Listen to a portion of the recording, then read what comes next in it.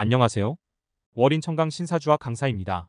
이번 강의는 속도보다 방향에 대하여 알아보겠습니다.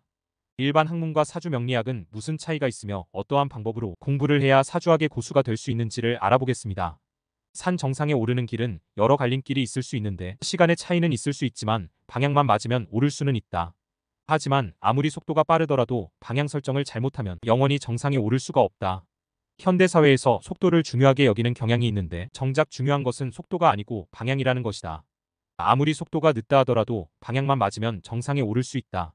사주 명리학을 공부하는 학인들이 성학을 하지 못하는 이유는 많은 시간을 투자하지 않아서가 아니라 학습 방법에 문제가 있다고 본다.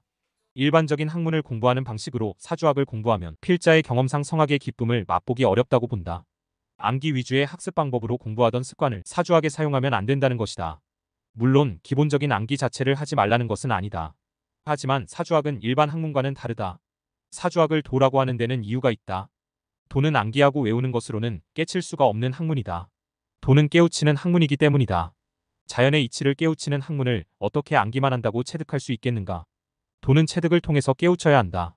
즉 마음으로 이해하고 몸으로 느껴야 하는 학문이다. 아무리 영리하고 오랜 시간을 투자하여도 죽을 때까지 이루기 어려운 학문이라는 말이 그것을 증명한다. 사주 명리학이 도라는 사실을 알지 못하는 학인들은 설탕물 같은 달콤한 말에 이끌려 오늘도 부질없는 시간만 허비하고 있다. 그러나 어쩌겠는가, 그것 또한 그들의 인연법이고 운이 좋지 못해서 그러는 것을 누굴 탓할 것도 없다. 사주학 감명법은 신살론과 격용론 그리고 간지론이 있다. 신살론과 격용론은 급변하는 현대사회의 한계를 드러내고 있다. 아직도 이런 사실을 잘 알지 못하는 학인들이 모두 같은 사주학인 줄 알고 선택을 잘못하고 있다. 어차피 시간이 지난 뒤에야 깨닫게 되겠지만 참으로 안타까운 일이다.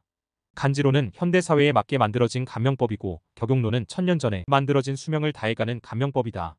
무엇을 선택하는 것이 현명하겠는가를 고민해야 하고 첫 단추를 잘못 끼우면 절대로 옷은 완성되지 못한다는 사실을 명심해야 한다.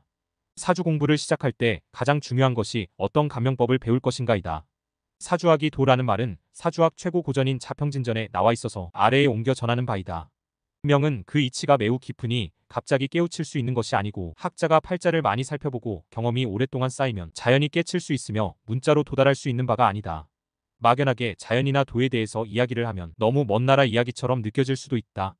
하지만 세상의 모든 진리는 먼 곳에 있지 않다. 오히려 너무 가까이에 존재하기 때문에 사람들이 느끼지 못하고 알아차리지 못하는 것이다. 진리는 멀리 있지 않은 것을 멀리 있을 것이라는 막연한 생각으로 돌고 돌아서 결국은 다시 그 자리로 돌아온다. 사주학을 공부하는 학인들에게 기초에 모든 것이 들어있다고 누누이 강조를 해봐도 그 누구도 기초에 집중하지 않는다. 더 많은 것을 알아야 한다는 생각으로 항상 시선은 밖으로 향하고 새로운 지식들을 갈구한다. 대자연의 이치는 멀리 있지 않고 우리가 살아가는 하루와 사계절에 있는데 학인들은 책 안에서 그것을 찾으려 애쓰고 있다.